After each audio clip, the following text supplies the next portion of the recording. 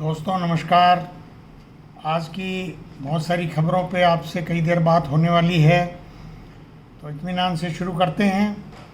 मोदी जी ने कल गुजरात में दो बड़ी बातें कही। एक तो कही कि माँ भारती की जंजीरें कटनी चाहिए थी लेकिन भुजाएं काट दी गई। तो उनका ये कहना था कि भारत का विभाजन नहीं होना चाहिए था। तो अब आप फैसला कर लीजिए कि आज अगर आप पीछे मुड़ के देखते हैं तो जो सांप्रदायिक आधार पर इस देश में भावनाएं बढ़ा रखी हैं, भड़का रखी हैं आरएसएस ने और मोदी जी जैसे नेताओं ने, या पहले अडवाणी जी ने भी, तो वो खुद तय कर लें कि वो जो अखंड भारत था वो आप कैसे मैनेज करते या नहीं करते। तो फिर भी कांग्रेस ने तो विभाजन टालने की अंतिम कोशिश की थी, पर ब्रिटिशर्स तो 1938-39 से ही षड्यंत्र करना शुरू कर दिया था।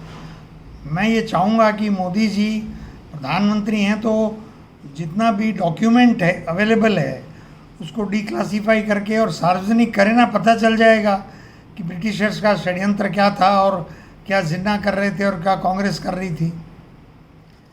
ये बहुत लंबी बात है, इसके लिए बहुत किताबें पढ़नी पड़ती हैं जब पता चलता है कि कांग्रेस के हाथ में बहुत कुछ था नहीं।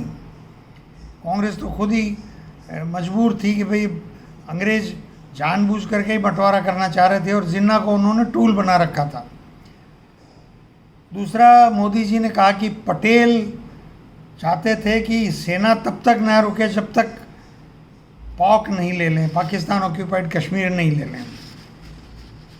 इसके लिए भी मोदी जी जो असत्यवाद कह रहे हैं उसके लिए तो तब तक देश आज़ाद हो गया था तो भारत सरकार के रिकॉर्ड्स में सब कुछ उपलब्ध है कि क्या मीटिंग्स होती थी, यूएनओ में जाने के लिए क्या कैबिनेट का निर्णय था, क्या नेहरू अकेले गए थे, क्या नेहरू, पटेल, माउंटबेटन और उस समय की जो कैबिनेट थी उसने क्या निर्णय लिए, और जो सेना की क्या स्थिति थी, या जून 48 में या अगस्त 48 में जो गोपाल स्वामी अयंगर कश्मीरी मामलों के मंत्री थे, बिना विभाग के मंत्री थे और कश्मीर को देख रहे थे, उनको पटेल ने क्या चिट्ठी लिखी थी कि हमारी सेनाओं के पास सामान नहीं है, सेनाएं लड़ने की स्थिति में नहीं है, और वो जो पाकिस्तान की सेनाएं हैं वो ऊंची पहाड़ी पर है, हम ज़्यादा देर लड़ नहीं पाएंगे।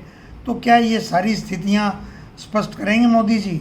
वो नहीं करेंगे, क्योंकि उनको तो खाली पॉलिटिकल माइलेज की बातें करनी है।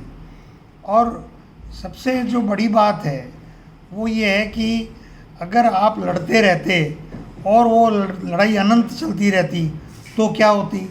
और कश्मीर का मसला खाली सेना भेजने से संबंधित नहीं है।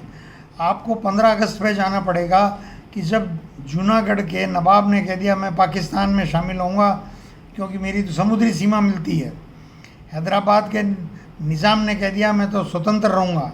दोनों जगह हिंदू बाहुल्य रियासतें थी और यहाँ हिंदू, सिख और मुस्लिम मिले हुए थे, लेकिन मुस्लिम ज़्यादा थे, वहाँ हिंदू राजा था। अगर वो ज़िद नहीं करते कि भाई मैं तो भारत में शामिल होऊंगा, तो जैसे कांग्रेस ने कहा कि जूनागढ़ में जनमत संग्रह ले लो, लोगों से रेफरेंडम ले लो, और हिंदुओं ने कहा हम तो हिंदुस्तान में रहेंगे, तो वो अगर पाकिस्तान हमला नहीं करती तो वहाँ भी जनमत संग्रह होता और उस समय क्या निर्णय होता क्या नहीं होता कौन जानता है। इसलिए बहुत कॉम्प्लेक्स सिचुएशन से मोदी जी को प्रधानमंत्री रह कर के ऐसी बातें बोलना शोभा नहीं देता है। बाकी वो इच्छा है उनकी, जो करें। अब इस ऑपरेशन सिंदूर का भी राजनीतिक लाभ लेने के लिए मोदी जी की जो सरकार की जो वर्षगांठ है उस पर घर घर सिंदूर जो है वो वितरित किया जाएगा और 6 राज्यों में मोदी जी की सभाएं होगी। आप निर्णय जनता करे कि वो इसका राजनीतिकरण पसंद कर रही है या नहीं कर रही है। हाईकोर्ट ने रोक रखी है पंचायतों पुनर्गठन की कवायद। 130 नई पंचायत समितियां और 3000 ग्राम पंचायतों का निर्णय किया है सरकार ने। अब हाईकोर्ट के सामने सरकार को जाना है, तो इसका जो भी अंतिम फैसला आता है वो देखना होगा। लेकिन पंचायतों के चुनाव जिस तरह से डिले हो रहे हैं वो एक अच्छी बात नहीं है। संविधान की ये अवमानना है, मैं ठीक नहीं मानता इसको। बाप पार्टी के जो संयोजक हैं वो भी एक नए विवाद में फंस गए हैं। वो जो पूर्वी राजस्थान में भी तो आदिवासी ही रहते हैं, जो मीणा आदिवासी हैं, उनको लेकर के क्षेत्रवाद की बात उन्होंने कर दी, जिससे बहुत आक्रोश मीणा समाज में और अन्य समाजों में हो रहा है। तो ये अब भारतीय आदिवासी पार्टी विखंडन के कगार पर है। इस श्रद्धा से दौसा को जो पेयजल आना है उसके तीसरे पैकेज की टेंडर प्रक्रिया 3 बार हो चुकी है। अब ये सवाल उठता है कि जल जीवन मिशन के या पेयजल योजनाओं के टेंडर बार बार क्यों होते हैं। इसका मतलब पूल होता है और टेंडर कैंसिल करना पड़ता है, या फिर ट्रांसपेरेंसी जो कानून है, पारदर्शिता का जो कानून है, उसकी अवहेलना होती है। इसके लिए कौन जिम्मेदार है? बार बार टेंडर होने से दरें बढ़ती है, उसके लिए कौन जिम्मेदार है? ये इसकी एसीडी जांच होनी चाहिए। सुभाष मेघवाल एक युवक है, उसका झुंझुनू की होटल में खाना खाते वक्त विवाद हो गया, उस पर 3-4 लोगों ने उसकी आकर हत्या कर दी। उसको लेकर के बहुत बड़ा बवाल आंदोलन चल रहा है। और कलेक्ट्रेट में भी लोग घुसने की कल प्रयास कर रहे थे, लाठीचार्ज हुआ। और सरकार की निष्क्रियता इसके अंदर जो है 50 लाख रुपए का मुआवजा और सरकारी नौकरी मांग रहे हैं। कोई गलत मांग नहीं है। इस प्रकार से दलितों के साथ जो हो रहा है उस पर सरकार को संज्ञान लेना चाहिए। रामगढ़ की जो परसों मीटिंग ली थी मुख्यमंत्री की, उसकी पत्रिका ने बड़ी खबर छापी है कि 8 विभागों को मुख्यमंत्री ने जिम्मेवारी दी है। अब जिम्मेवारी तो मुख्यमंत्री ने 1.5 साल में बहुत सी चीज़ दी है लोगों को, उस पर कितना एक्शन होता है इसका तो आज तक कोई एक्शन टेकन रिपोर्ट सार्वजनिक सरकारें करती ही नहीं है साहब। कितने सालों से देख रहा हूँ मैं तो ये मुख्यमंत्री कहाँ से कर देंगे। और ये तो वैसे भी थोड़े कामकाज करने में ढीले ढाले ही प्रतीत होते हैं। महेश जोशी जी का बयान आया है कि मुझे ईडी ने फंसाया है, तो उनको न्यायालय में सारी बात अपनी कहनी चाहिए और ईडी को भी जो है वो त्वरित गति से इस मामले को पटाक्षेप करना चाहिए, जिससे कि अगर वो निर्दोष हैं तो वो अपने छूट करके अपने घर आएँ। सुप्रीम कोर्ट ने एक महत्वपूर्ण फैसले में राहुल गांधी जी ने जो वीर सावरकर जी के बारे में कहा था, जो बयान दिए हैं, उस पर उन्होंने याचिकाएं खारिज कर दी हैं। मैं समझता हूँ ये सही निर्णय है, क्योंकि राहुल गांधी जी ने कोई व्यक्तिगत आलोचना नहीं की है। जो सावरकर ने माफ़ी मांगी अंग्रेज़ों से, इसमें एक बड़ा प्रश्न उठाता हूँ मैं। सावरकर अगर माफ़ी नहीं मांगते तो भारत की स्वतंत्रता आंदोलन की दिशा कुछ और हो सकती थी। ये राहुल जी ने भी कहा है कि वो माफ़ी नहीं मांगते तो स्वतंत्रता सेनानी होते हो, किस तरीके से स्वतंत्रता आंदोलन में भाग लेते भविष्य के घर में देखा जाता। तो चुप होकर बैठ गए। बाद में हिंदू महासभा बनाई और 2 नेशन थ्योरी वो भी लाए थे अहमदाबाद के उनके सम्मेलन में। RERC जो राजस्थान इलेक्ट्रिसिटी रेगुलेटरी कमीशन है, उसने जो ये कैप्टिव उपभोक्ता हैं, कैप्टिव बिजली पैदा करने वाले, सौर ऊर्जा पैदा करने वाले, उनको 200% बढ़ोतरी देने की परमिशन दे दी है। ये शर्त है कि 20% जो सौर ऊर्जा है उसको स्टोरेज करेंगे। अब स्टोरेज करने की तकनीक जो है वो विश्व में ज़्यादा है नहीं। जैसे अपने घरों में इन्वर्टर होते हैं, उस प्रकार के सौर ऊर्जा की जो बिजली है उसको एक तरह का वो इन्वर्टर कह दीजिए, उसके अंदर स्टोर करते हैं और रात को जब सूर्य नहीं होता है उस समय वो बिजली ग्रिड को दी जा सकती है। ये नई तकनीक है और इस तकनीक पे मुझे लगता है कि काम चल रहा होगा। बड़ी बड़ी इंडस्ट्रीज़ पे और वैज्ञानिक इस पर रिसर्च कर रहे होंगे। हमारी जो प्रतिनिधिमंडल गया हुआ है विदेशों में, वो शशि थरूर कल गुयाना में थे और गुलाम नबी आज़ाद और वैजयंत पांडा वगैरह जो है वो कुवैत में थे और उन्होंने ओवैसी भी कुवैत में थे। इन्होंने बहुत ही अच्छे तरीके से अपनी बात रखी है। प्रतिनिधिमंडल सर्वदलीय है, अच्छी बात है, स्वागत है, और जितना समझा सकें विदेश को वो और भी अच्छी बात है। जो दिल्ली रोड पे चौंप स्टेडियम बन रहा है क्रिकेट का, उसमें मामला ईडी को चला गया है।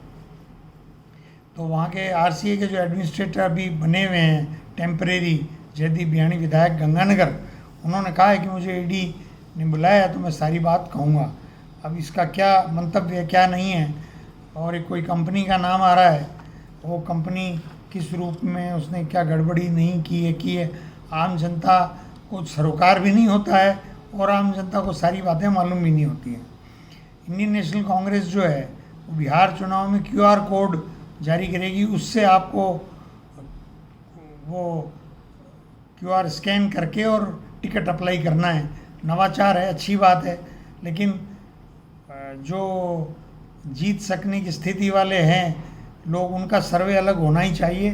तो पार्टी अपना निर्णय देखेगी।